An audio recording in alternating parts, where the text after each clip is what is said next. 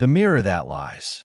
Right now, as you're watching this video, something extraordinary is happening inside your head. You probably think you're simply seeing the screen, hearing my voice, maybe feeling the chair beneath you. Simple stuff, right? Wrong. What if I told you that everything you're experiencing at this very moment, every color, every sound, every sensation, isn't really out there the way you think it is? What if your brain isn't showing you reality at all, but instead creating it from scratch, like a master storyteller spinning tales so convincing that even you, the listener, believe they're true? This isn't science fiction. This is cutting-edge neuroscience. And it's about to change everything you thought you knew about your own mind. The dress that broke the internet. Remember that dress? You know the one. Back in 2015, a single photograph nearly tore the internet apart. Some people saw it as blue and black. Others swore it was white and gold. Friends argued. Relationships were tested. And everyone was absolutely certain they were right. But here's the thing that should have terrified us all. We were looking at the exact same image. The same pixels. The same light hitting our eyes. Yet half of us lived in a world with a blue dress, and half lived in a world with a white one. That dress wasn't just a viral moment. It was a crack in the matrix, a glimpse behind the curtain of consciousness itself. Because if we can't even agree on the color of a dress when we're looking at the same thing, what else might we be seeing differently? What else might our brains be making up? Your brain, the ultimate con artist. Let me paint you a picture of what's really happening inside your skull right now. Your brain, that 3-pound blob of tissue, is pulling off the greatest magic trick in the universe. It's taking in a chaotic stream of electrical signals from your eyes, ears, and skin, and somehow turning that mess into the smooth, coherent world you experience. Think about your vision for a second. Your eyes have a blind spot where the optic nerve connects to your retina. It's right there in both eyes.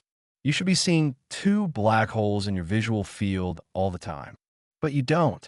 Your brain just fills it in, makes stuff up, hallucinates the missing pieces so smoothly that you never even notice. And that's just the beginning. Your brain does this constantly with everything. When you're watching someone speak in a noisy restaurant, your brain is literally editing their lip movements to match what it thinks they're saying. When you reach for your coffee cup, your brain is predicting where your hand needs to go before you've even consciously decided to move. It's creating your experience of reality in real time, like a video game rendering the world around your character. Actually, that video game comparison is more accurate than you might think. The prediction machine. Here's where things get really weird. Scientists have discovered that your brain isn't primarily reacting to the world around you. Instead, it's constantly predicting what's about to happen next. Every second of every day, your brain is running simulations of reality, making educated guesses about what you're about to see, hear, and feel. Dr. Anil Seth, a neuroscientist at the University of Sussex, puts it this way: we're not passively receiving reality, we're actively generating it. Our brains are prediction machines, and what we experience as reality is actually our brain's best guess about what's out there. Think about walking down a familiar street. You're not really seeing every brick, every window, every blade of grass. Your brain is filling in most of those details from memory, from its predictions about what should be there. It only updates when something unexpected happens, when there's a prediction error. This is why you can drive home on autopilot and not remember the journey. Your brain predicted the whole thing so accurately that there was nothing worth noting, nothing worth making conscious. But what happens when those predictions go wrong? What happens when the machine starts hallucinating things that aren't there? The thin line between perception and hallucination. Here's something that might disturb you.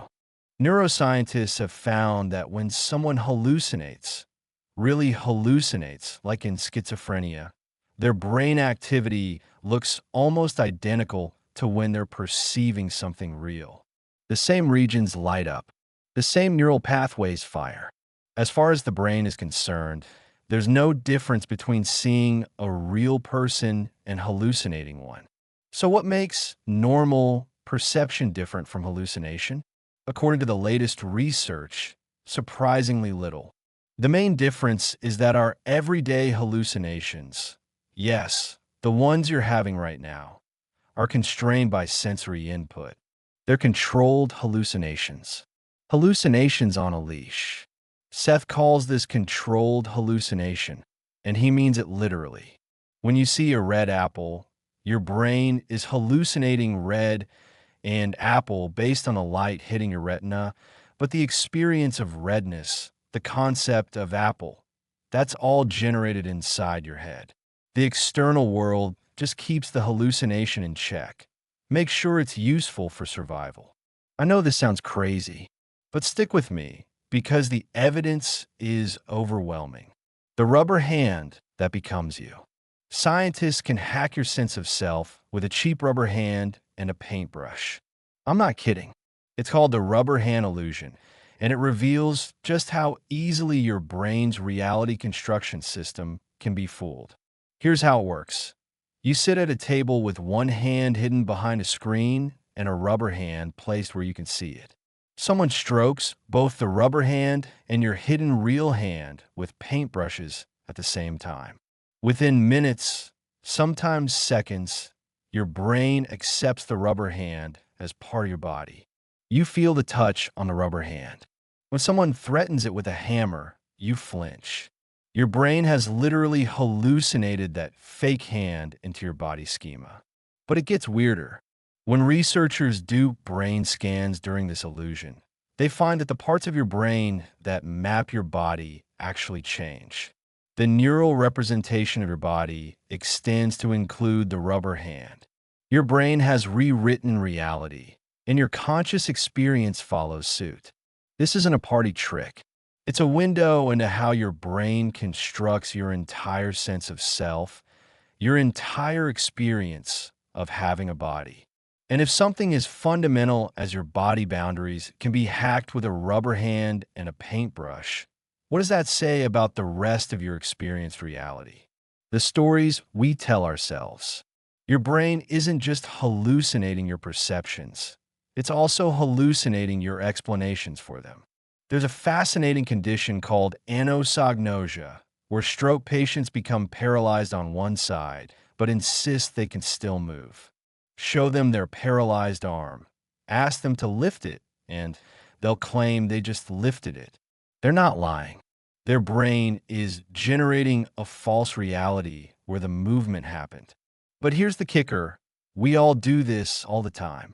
Split brain studies, where the connection between the brain's two hemispheres is severed, reveal something unsettling. When researchers show different images to each half of the brain and ask for explanations, the verbal left hemisphere makes up stories to explain actions initiated by the mute right hemisphere. And the person believes these made-up explanations completely. One patient, shown a snow scene to his right brain and a chicken claw to his left, was asked to pick related images. He chose a shovel for the snow and a chicken for the claw. But when asked why he chose the shovel, he said, "Oh, that's simple. The chicken claw goes with the chicken, and you need a shovel to clean out the chicken shed." His brain invented a logical explanation that had nothing to do with reality. And he believed it absolutely. We're all doing this constantly. Your brain is generating explanations for your actions, your feelings, your decisions, and you're accepting them as truth. But how many of them are just stories?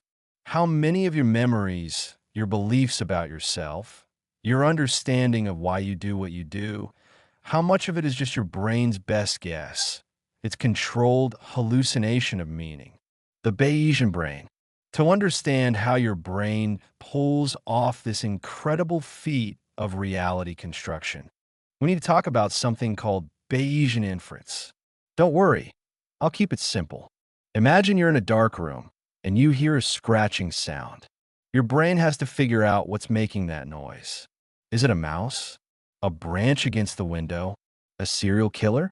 Okay, probably not that last one, but your brain considers it anyway. Your brain doesn't just process the sound. It combines that sensory data with prior knowledge.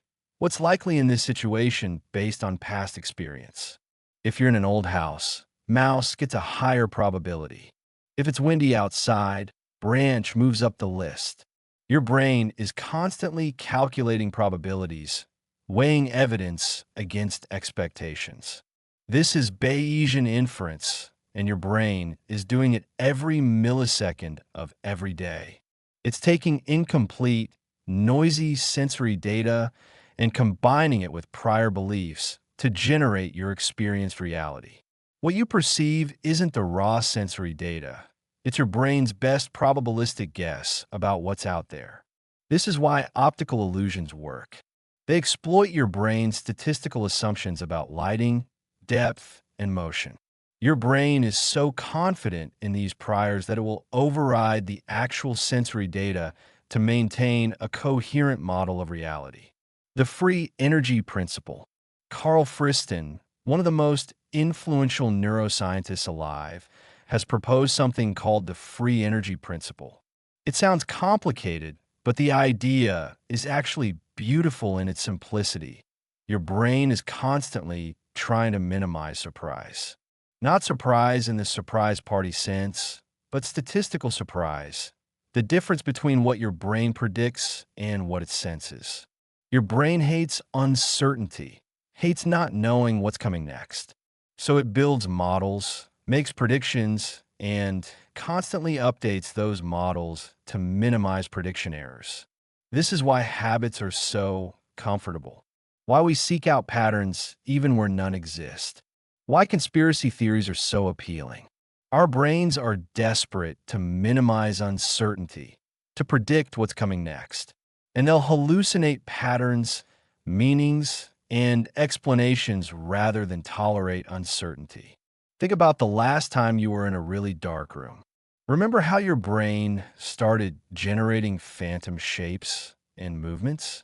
That's your prediction system running overtime, trying to make sense of the absence of data. It would rather hallucinate something, anything, than admit it doesn't know what's there. The neuroscience revolution. All of this isn't just philosophical speculation. In the last 2 decades, neuroscientists have mapped out the actual neural mechanisms behind these processes. They've identified specific types of neurons that generate predictions and others that signal prediction errors. They've traced the pathways these signals follow through the brain.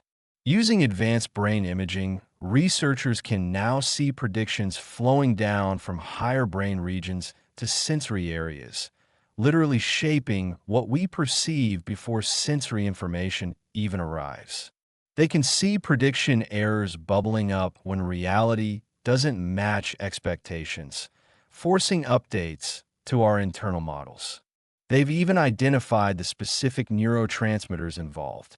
Dopamine, for instance, doesn't signal pleasure like we used to think. It signals prediction errors about rewards. When something is better than expected, dopamine fires.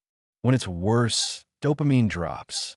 Your entire motivational system is built on comparing predictions to reality. This changes everything about how we understand mental health. Depression might be a disorder of prediction, where the brain gets stuck predicting negative outcomes. Schizophrenia might involve predictions that are too strong, overwhelming actual sensory input. Anxiety could be the brain giving too much weight to uncertain, threatening possibilities. We're not just discovering how the brain works. We're discovering that the brain works in a fundamentally different way than we ever imagined. It's not a computer processing information. It's not a camera recording reality. It's a prediction machine, a reality generator, a controlled hallucination system that creates the world you experience. And once you understand this, once you really grasp that your reality is constructed rather than perceived, everything changes.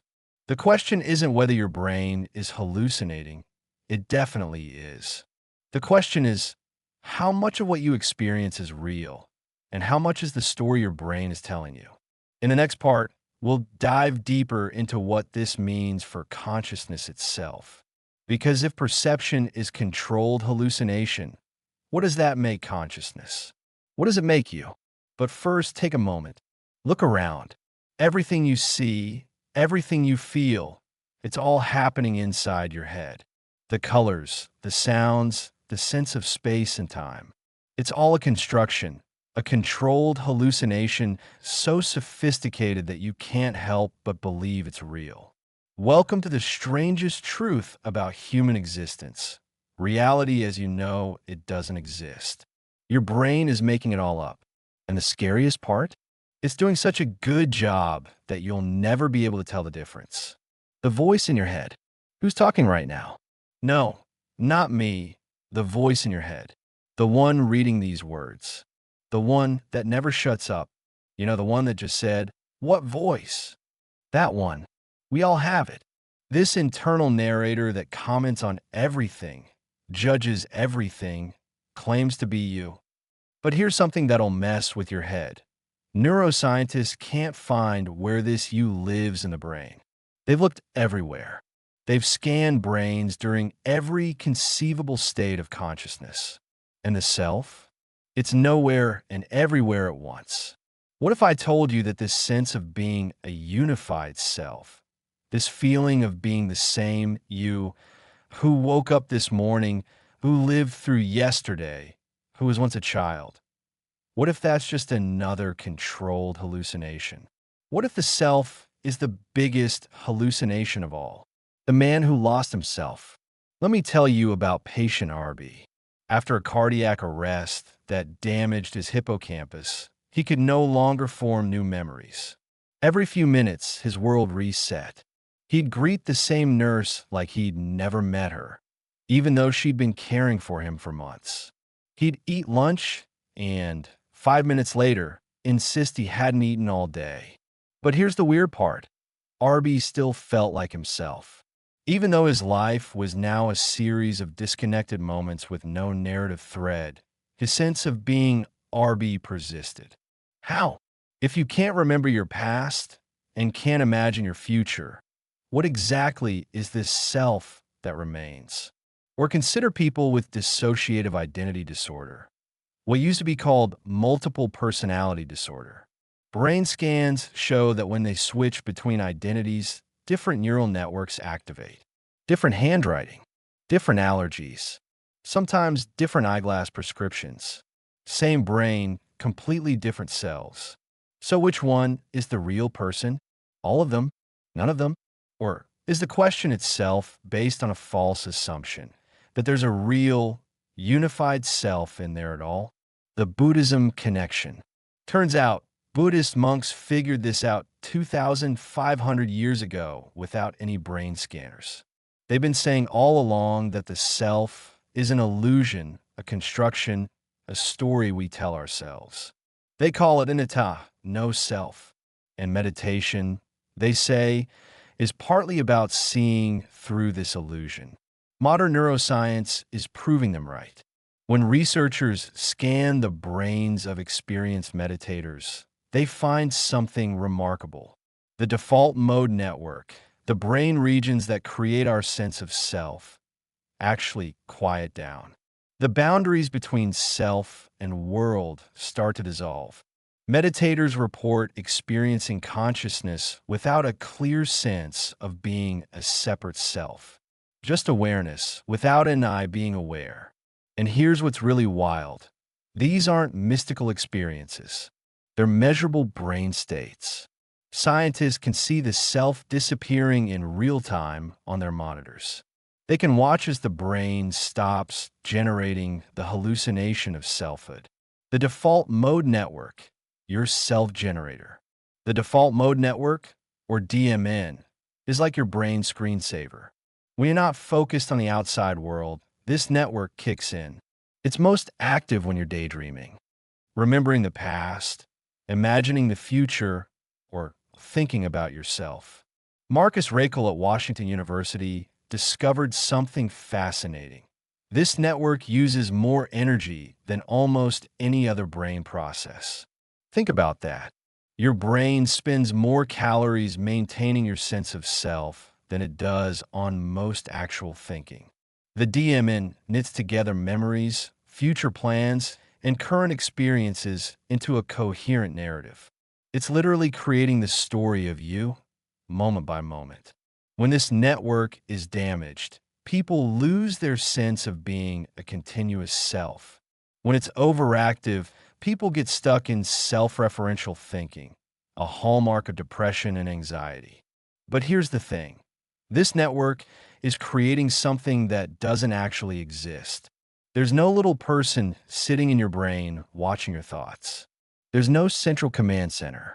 There's just this network generating a feeling, a narrative, a controlled hallucination of being someone. The illusion of free will. Okay, this is where things get uncomfortable. In the 1980s, Benjamin Libet did an experiment that shook the foundations of how we think about free will. He monitored people's brains while asking them to move their hand whenever they felt like it. He found something disturbing. The brain began preparing the movement several hundred milliseconds before the person reported being aware of their intention to move. Your brain decides before you do. Modern studies using more sophisticated techniques have pushed this even further. Scientists can now predict with up to 80% accuracy whether you'll choose to press a button with your left or right hand, up to 10 seconds before you report making the decision. 10 seconds. Your brain has already chosen while you're still thinking you're deciding. So who's making the choice? The conscious you that experiences making a decision, or the unconscious brain processes that have already determined what you'll do? And if it's the latter, what does that make consciousness? What does that make you? The split brain revelations. Remember those split brain patients I mentioned earlier? Let's go deeper because what researchers discover about them might be the most unsettling finding in all of neuroscience. When the connection between brain hemispheres is cut, something extraordinary happens. You get two separate consciousnesses in one skull. Show a word to only the right hemisphere, which can't speak, and the person can't say what they saw. But they can draw it with their left hand, controlled by the right hemisphere. The speaking left hemisphere has no idea what the right hemisphere knows. It gets stranger. The two hemispheres can disagree. One patient's left hand, right hemisphere, would try to choose different clothes than his right hand. Another patient's hemispheres gave different answers to the question, "What do you want to be?" One hemisphere spelled out, "racing driver," the other draftsman. So here's the question that should keep you up at night. If cutting one connection in the brain creates two consciousnesses, how many potential consciousnesses are in your intact brain right now? Is a unified self just what happens when all these separate processes are connected? Is you just a committee that usually agrees? The binding problem. How does your brain take all the separate processes, vision, hearing, touch, memory, emotion, and bind them into a single, unified experience? This is called the binding problem, and nobody really knows how it works. Think about watching someone speak. The visual information, lip movements, and auditory information, speech sounds, are processed in completely different parts of your brain at different speeds. Yet you experience them as perfectly synchronized. How? Your brain is somehow binding these separate streams of information into one coherent experience. But there's no place where this binding happens. No central theater where everything comes together. It's like an orchestra without a conductor, yet somehow playing in perfect harmony. Actually, that's not quite right. It's more like there is no orchestra, just the music arising from nowhere and everywhere at once. The predictive self.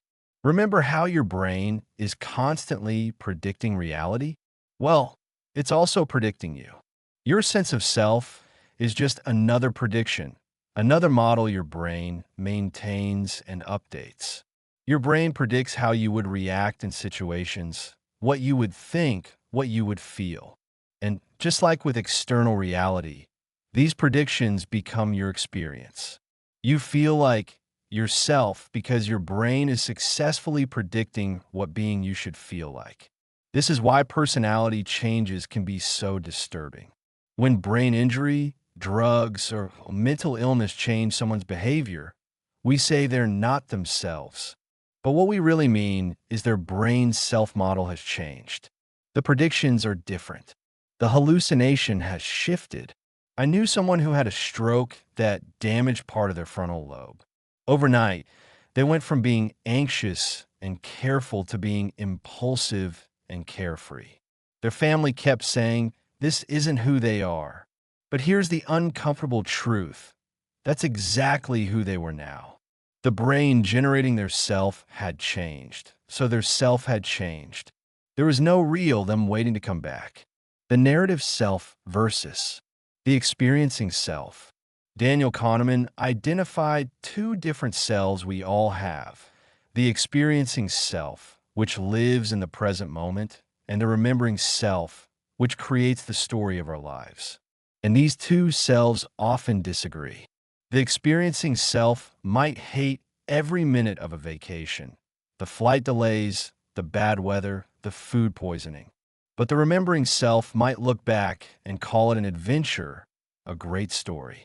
Which one is the real experience? Which self is the real you? Your brain is constantly rewriting your history, updating your story. Every time you remember something, you change it slightly. Your brain fills in gaps, adds details that fit your current self-narrative. You're not remembering the past. You're imagining a version of it that fits who you think you are now. This is why eyewitness testimony is so unreliable. Why you and your siblings remember childhood completely differently. Why your memory of your ex changes after a breakup. Your brain isn't retrieving files. It's regenerating experiences based on your current self-model. The rubber hand gets personal. Remember the rubber hand illusion from part 1? Well, researchers have pushed it further. They've created full-body illusions where people experience being in a different body entirely. Using VR headsets and synchronized touch, they can make you feel like you're in a mannequin's body, a child's body, even a body of a different race or gender. And something profound happens. When you experience being in a different body, your attitudes and behaviors change. White people experiencing being in a black body show reduced implicit racial bias. Adults in child bodies start thinking more childlike thoughts. Your sense of self literally changes based on the body your brain thinks you have. But wait, if your self can change just by tricking your brain about what body you're in, how solid is that self really? How much of who you think you are is just based on the meat robot you happen to be piloting? The consciousness upload problem. Tech billionaires love talking about uploading consciousness to computers. But the science of self shows why this is probably impossible, or at least wouldn't work the way they think. Your consciousness isn't some software running on the hardware of your brain. It's the process itself. It's the predictions, the errors, the updates, the binding, all happening in real time. You can't separate the dancer from the dance. Even if you could copy all the information in your brain, the copy would be a different self the moment it started running. It would have different inputs, different predictions, different errors. It might have your memories, but it wouldn't be you any more than your identical twin is you. Actually, here's a disturbing thought. You're already not the same self you were when you started reading this. Your brain has updated its models. New connections have formed. Old ones have weakened. The illusion of continuity is just that, an illusion. You're constantly dying and being reborn, but the process is so smooth you never notice. The anesthesia problem. What happens to you under general anesthesia? Not your body, the self, consciousness. Anesthesiologists will tell you that you don't just go to sleep, consciousness actually stops. The integrated information theory of consciousness suggests that under deep anesthesia, there's no you there at all. The self-generating processes shut down. You cease to exist. Then, when you wake up, the processes restart. The self regenerates. But is it the same self? Or is it a new self with the old self's memories, thinking it's continuous with the one who went under? We assume we're the same person when we wake up each morning. But maybe we're not. Maybe consciousness is constantly stopping and starting, and the self is constantly being destroyed and recreated. Maybe continuity is just another story our brains tell us. The meditation solution, or is it? So what do we do with all this? If the self is an illusion, should we try to see through it? Is that even possible while still functioning in the world? Long-term meditators report being able to experience consciousness without self, pure awareness without an observer.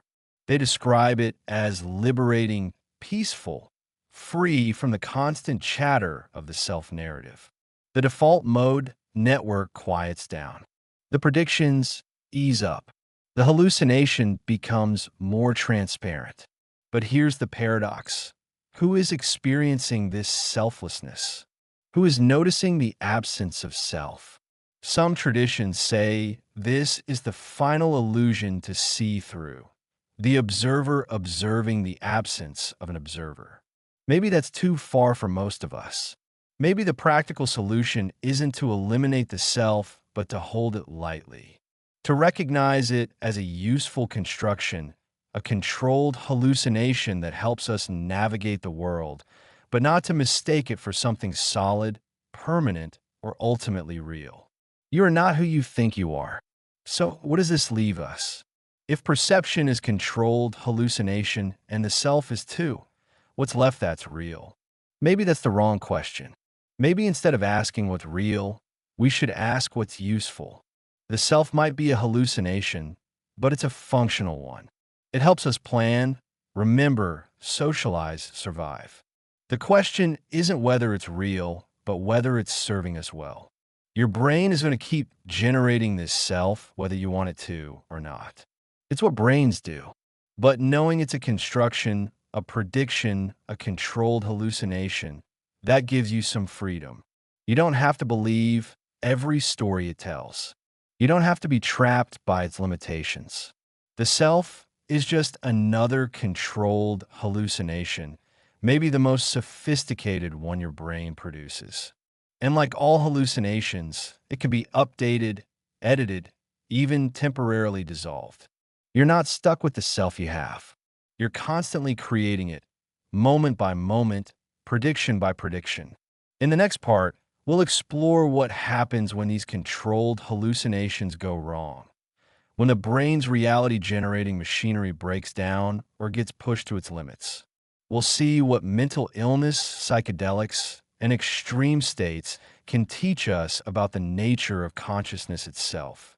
But for now, just sit with this. The you reading these words, the one having thoughts about these ideas, the one feeling perhaps disturbed or fascinated, that you is a construction, a process, a controlled hallucination so compelling that you can't help but believe in it. And maybe that's okay. Maybe the illusion of self is the most beautiful lie your brain ever told you. The woman who died every day. Sarah wakes up convinced she's dead. Not metaphorically, literally dead. She can see her body in the mirror, talk to her family, eat breakfast. But she knows with absolute certainty that she died last night.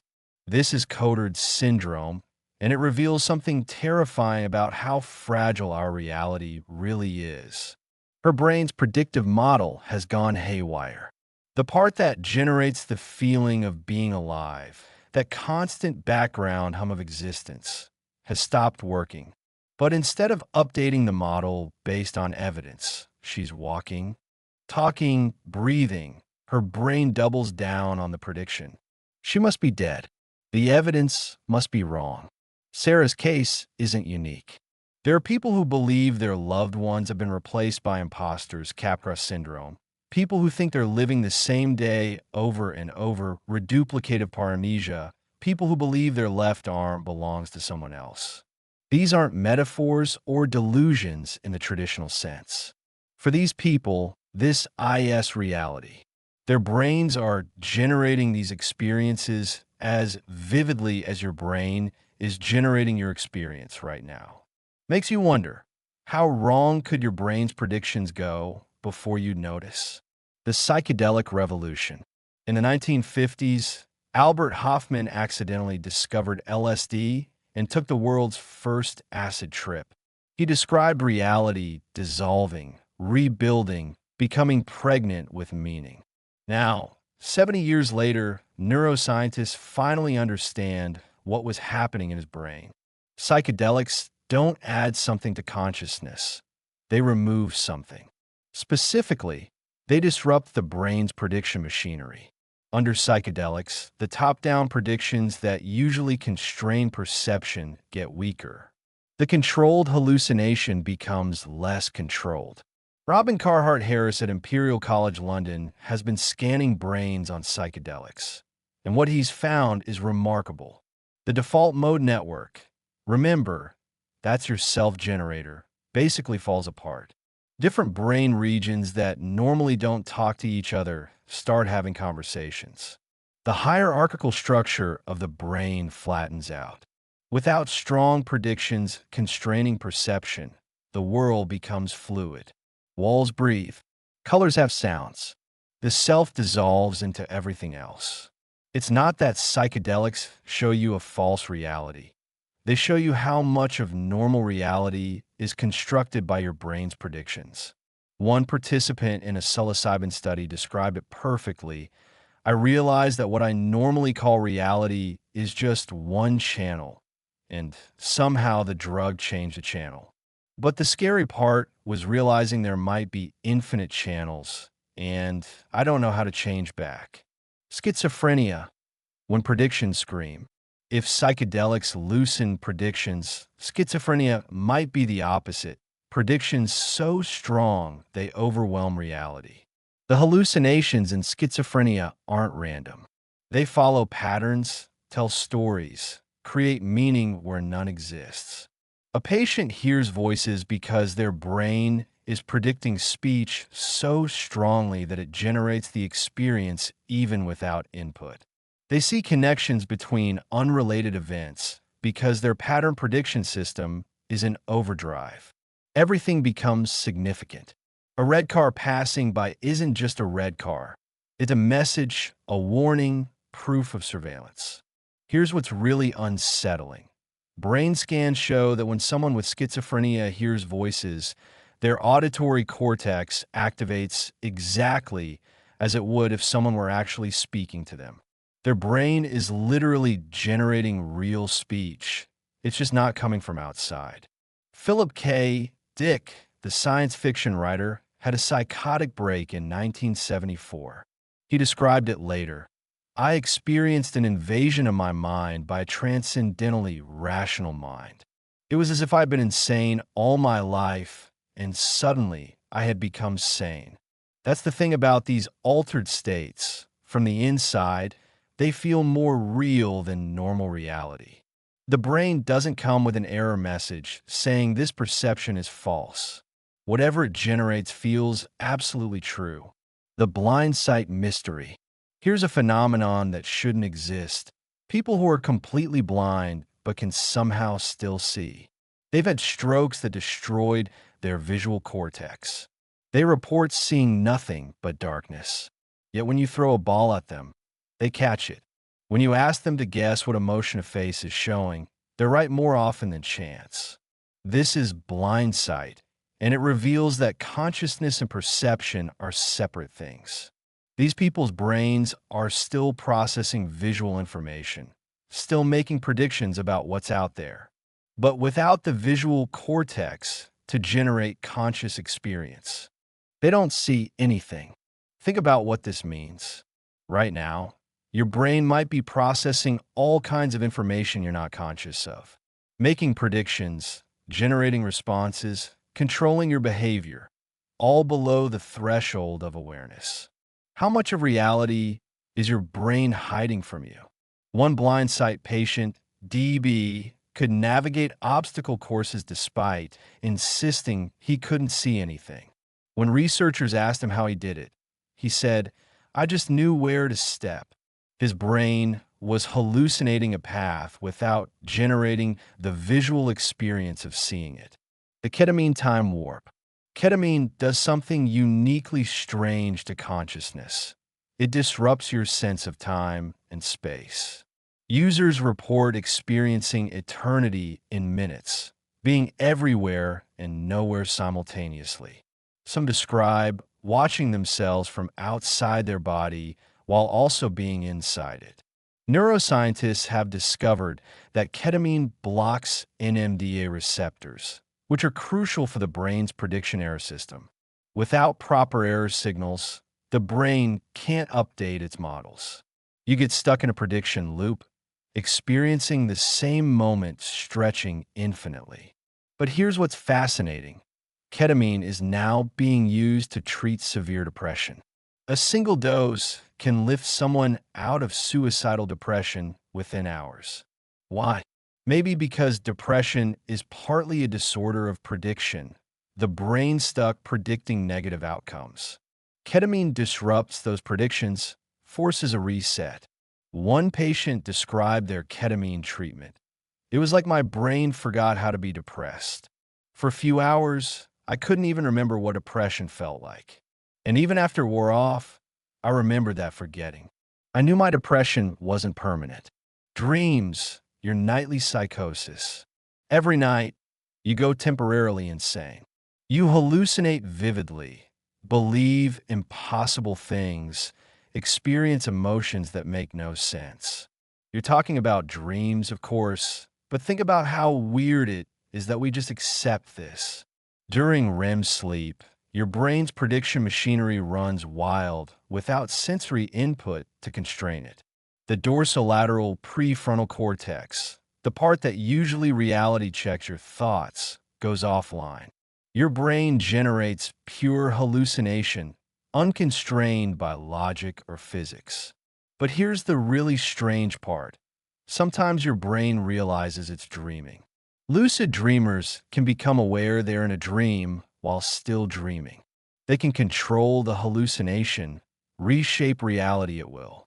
They're conscious of being unconscious, aware of their own brain's simulation. Stephen LaBerge, who pioneered lucid dream research, found that dreamers could signal from inside dreams using prearranged eye movements. Think about that. Communication between a hallucinated self in a hallucinated world and the waking world. It's like getting a text from a matrix while you're still plugged in. The sensory deprivation tank. Float in salt water in complete darkness and silence for an hour, and your brain starts doing some weird stuff. Without sensory input to constrain them, your predictions run free.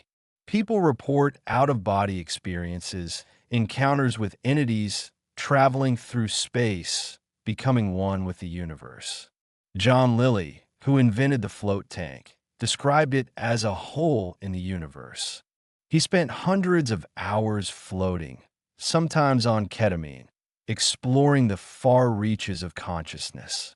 He claimed to have communicated with non-human intelligences, traveled to other dimensions, experienced being other life forms.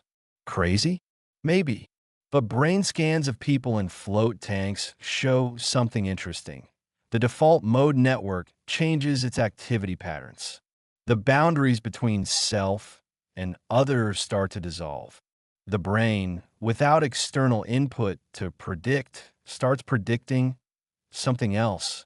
Actually, sensory deprivation reveals how much of normal consciousness depends on the outside world keeping our hallucinations in check. Take away that anchor, and the mind creates its own reality. And that reality can be beautiful, terrifying, or completely alien. Charles Bonnet syndrome, the blind who see too much. Here's a paradox. Some blind people see more than sighted people. They have Charles Bonnet syndrome, where vision loss leads to vivid visual hallucinations. They see people who aren't there, animals that don't exist, entire scenes playing out in their living room. An elderly woman with macular degeneration sees tiny people in Victorian clothing having tea parties on her coffee table.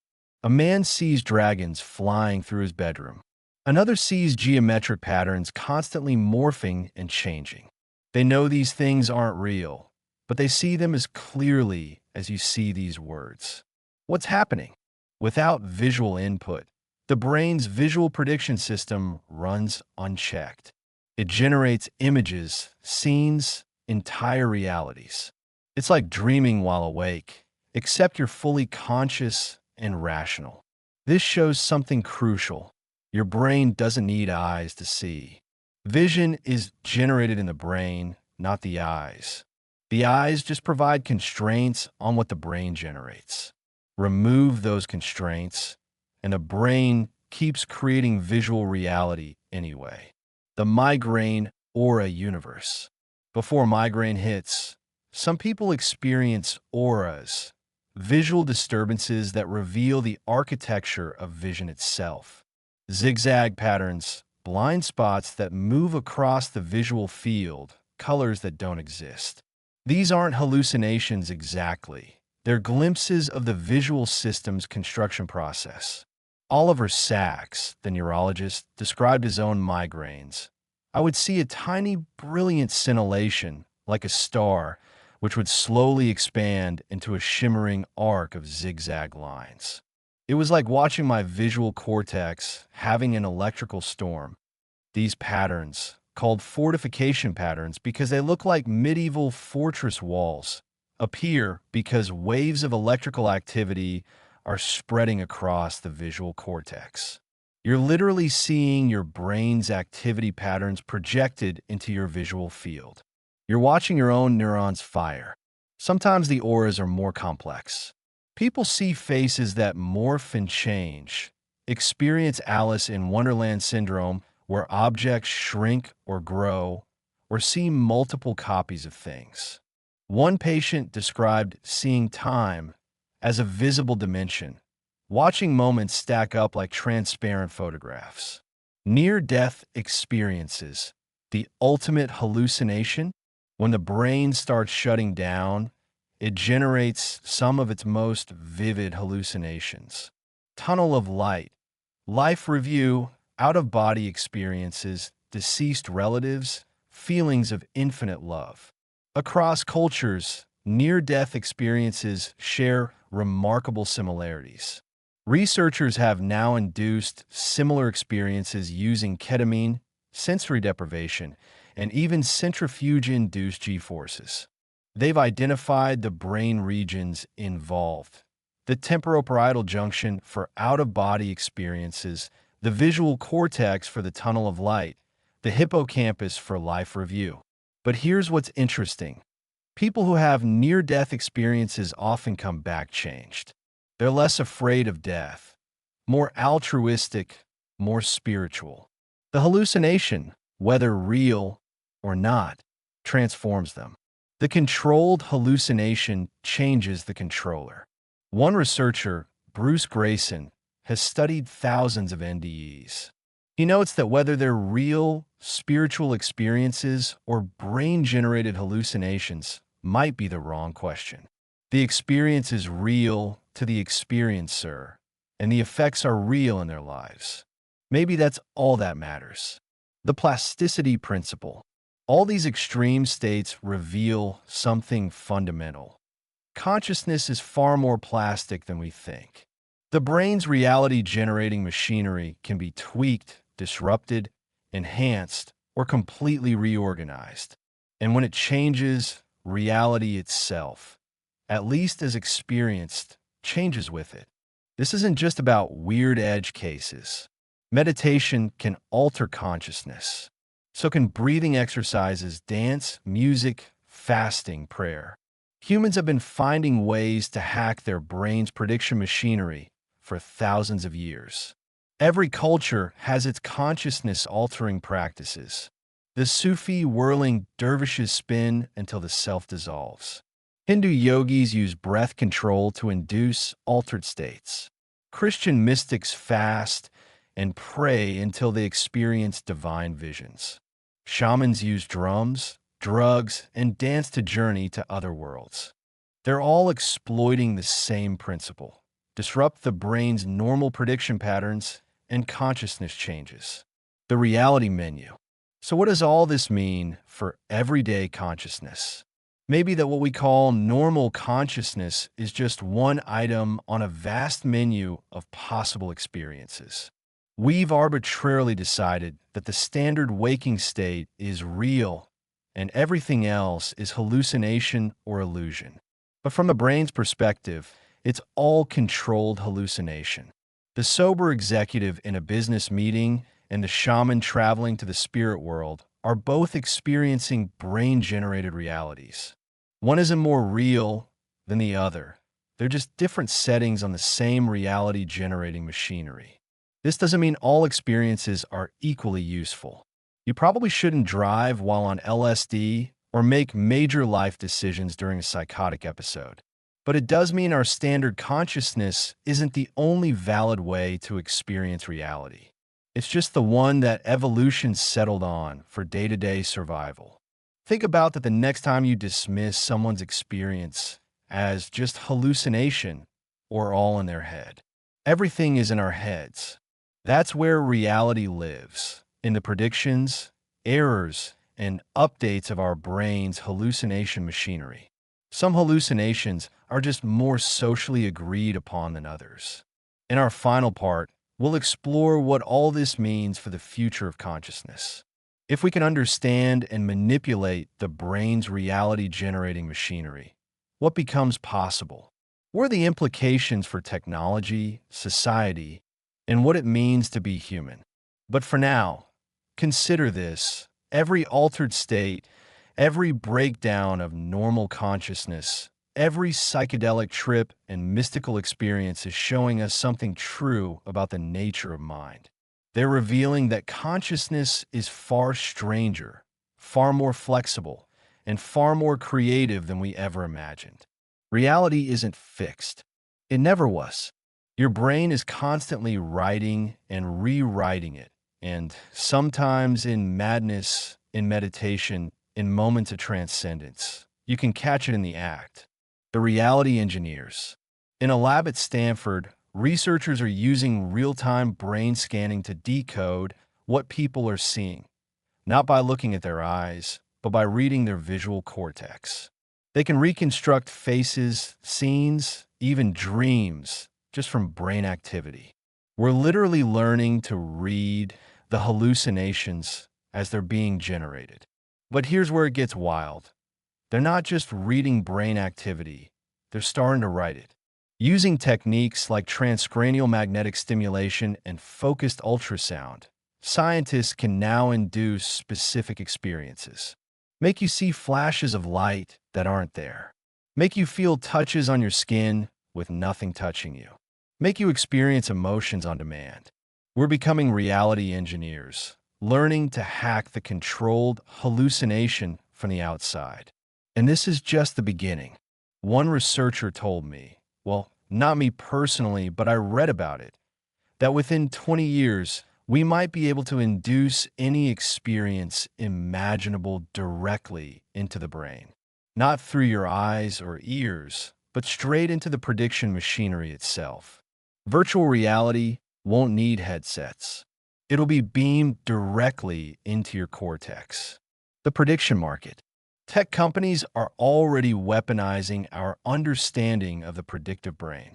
Every notification, every infinite scroll, every recommendation algorithm is designed to exploit your brain's prediction machinery. They're not just showing you content.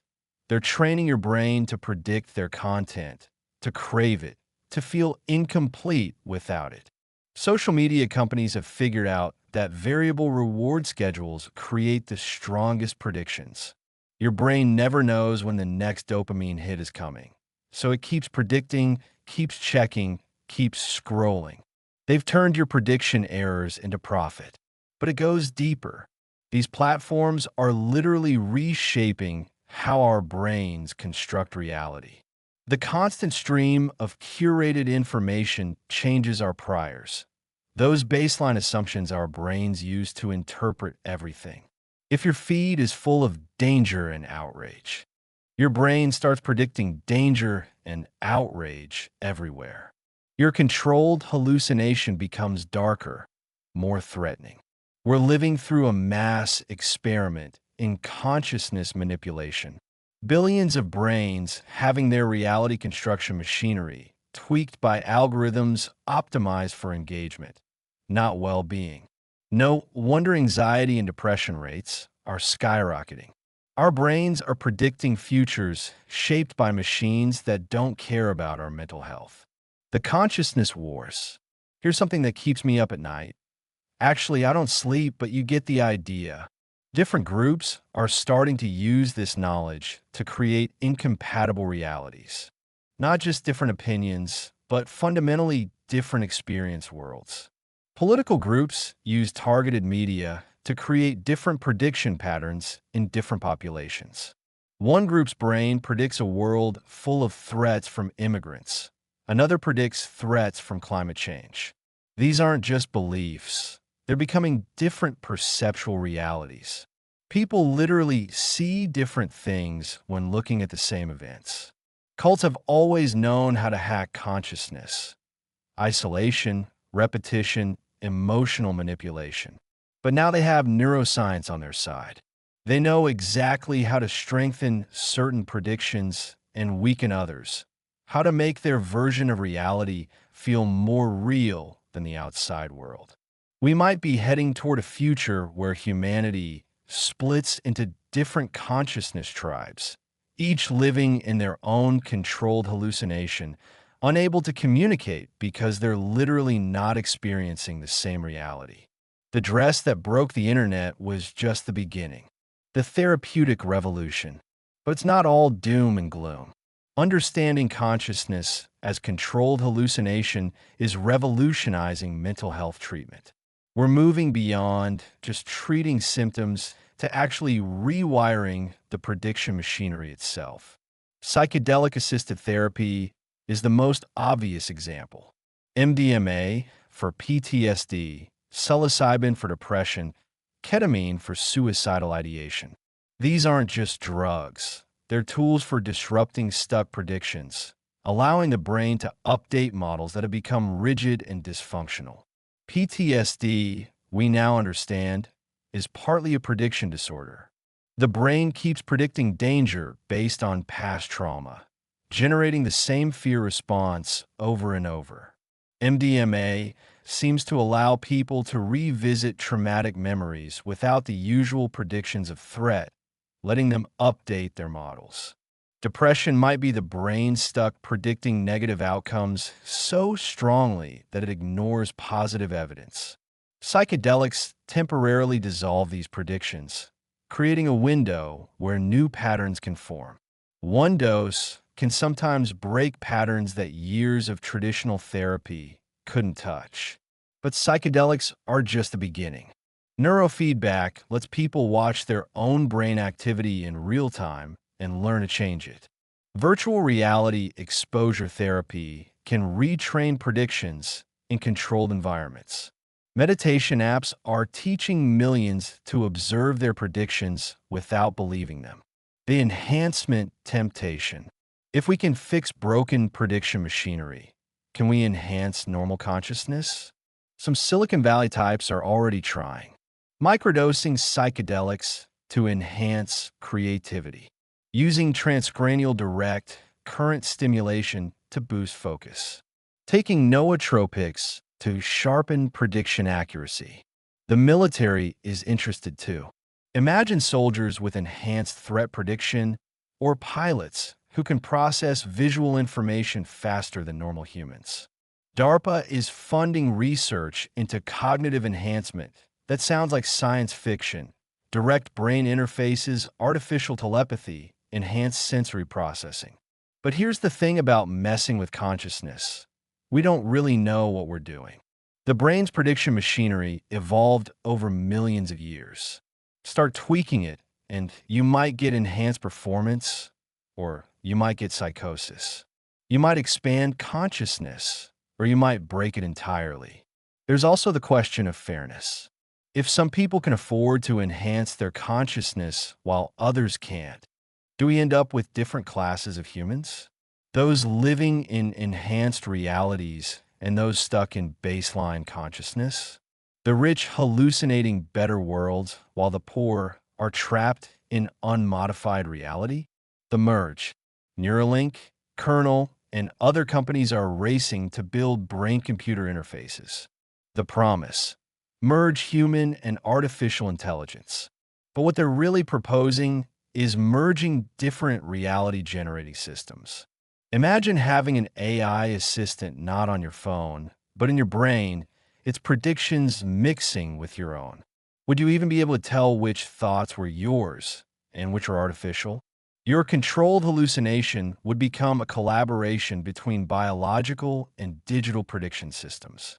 This isn't as far-fetched as it sounds. We already offload predictions to our phones, GPS for navigation, Google for memory, social media for social reality. We're already cyborgs. Brain interfaces would just make the connection more direct. But what happens to human consciousness when it merges with artificial prediction systems? Do we become more than human or less? Do we gain new ways of experiencing reality or lose touch with biological consciousness altogether? One researcher speculated that the first human-AI hybrid consciousness might experience reality in ways we can't imagine, like a blind person suddenly seeing, but across dimensions of experience that don't exist for unmodified humans. Or am I just going insane, unable to reconcile two incompatible types of hallucination? The reality marketplace. We're heading toward a future where consciousness becomes customizable. Choose your reality from a menu of options. Want to experience synesthesia? Download the app. Want to see like a mantis shrimp with 16 types of color receptors? There's a neural modification for that. Some futurists imagine reality markets where people buy and sell conscious experiences, live someone else's memories, experience impossible worlds, share consciousness directly with other people. The controlled hallucination becomes not just controlled but programmable. But who controls the programming? Who decides what realities are available? We're seeing with social media how dangerous it is when a few companies control information flow. What happens when they control consciousness itself? There's also the authenticity problem. If you can download any experience, are any experiences real? If you can modify your consciousness at will, who are you really? The self is already an illusion. What happens when it becomes infinitely customizable? The Enlightenment Engineering Project. Some groups are trying to use this knowledge for mass enlightenment. If meditation can reveal the constructed nature of consciousness, and if we understand the neuroscience behind it, can we engineer enlightenment? Can we create technologies that dissolve the self-illusion for everyone? The Journey app uses neurofeedback to guide people into jhana states, profound meditative absorptions. Researchers are mapping the brain states of enlightened masters and figuring out how to induce them. Some think we could eliminate suffering by reprogramming how brains generate the self. But should we? The self-illusion might cause suffering, but it also drives achievement, creates meaning, enables love. Would a world of enlightened beings still be human? Would art, passion, striving still exist if everyone saw through the illusion? Actually, this might be the ultimate question. If consciousness is controlled hallucination, should we optimize for accuracy or happiness? Should we see reality as it truly is or create the most beneficial illusion? And who gets to decide? The hard problem remains. Despite all our advances, we still don't know why there's something it's like to be conscious. We can map the neural correlates, understand the mechanisms, even manipulate the experience. But why is there experience at all? Why does the controlled hallucination feel like anything? This is the hard problem of consciousness, and it remains unsolved. Maybe it's unsolvable. Maybe consciousness is the one thing that can't understand itself, like an eye trying to see itself without a mirror. Some philosophers think consciousness is fundamental, like gravity or electromagnetism. Others think it's an emergent property of complex information processing. Still others believe it's an illusion, that there's actually nothing it's like to be you, you just think there is. The implications are profound. If consciousness is fundamental, then perhaps everything is conscious to some degree. Panpsychism. If it's emergent, then we should be able to create it artificially. If it's an illusion, then what exactly is experiencing the illusion? The choice point. We're at a turning point in human history. For the first time, we understand enough about consciousness to manipulate it deliberately. We can enhance it, diminish it, alter it, maybe even create it artificially. The controlled hallucination is becoming truly controlled. But with great power comes great responsibility. Sorry, I know that's cheesy, but it's true. We have to decide what to do with this knowledge. Do we use it to reduce suffering, enhance human potential, create new forms of consciousness? Or do we risk fragmenting humanity into incompatible realities? The next few decades will determine whether understanding consciousness as controlled hallucination liberates us or destroys us. Whether we use it to see through our illusions or create even more compelling ones. Whether we expand consciousness or reduce it to just another technology to be optimized. The beautiful lie. In the end, maybe it doesn't matter that consciousness is controlled hallucination. Maybe what matters is that it's our hallucination. The reality we generate might not be objectively true, but it's subjectively real. And that subjective reality, with all its love, pain, beauty, and meaning, is the only reality we'll ever know. Your brain will keep predicting, keep generating your experienced world, keep maintaining the illusion of self, whether you want it to or not. But now you know what's happening. You're in on the trick. You can appreciate the show even while knowing it's a show. The colors you see, the sounds you hear, the self you feel yourself to be, none of it exists the way you think it does. It's all generated, constructed, hallucinated. But that doesn't make it less wonderful. If anything, it makes it more amazing. Your brain is creating an entire world, complete with meaning and beauty and consciousness itself, from nothing but electrical impulses and chemical reactions. That's not a limitation. That's magic. So yes, consciousness is a controlled hallucination. Reality, as you know, it is generated by your brain. The self is an illusion. Free will is questionable, and we might all be living in incompatible realities. But you're still here, still experiencing, still conscious. And that experience, hallucination or not, is the most real thing you'll ever know. Welcome to the truth about consciousness. It's weirder than you thought, more fragile than you imagined, and more beautiful than you dreamed. Your brain is lying to you about reality, but it's a beautiful lie, and it's the only one you've got.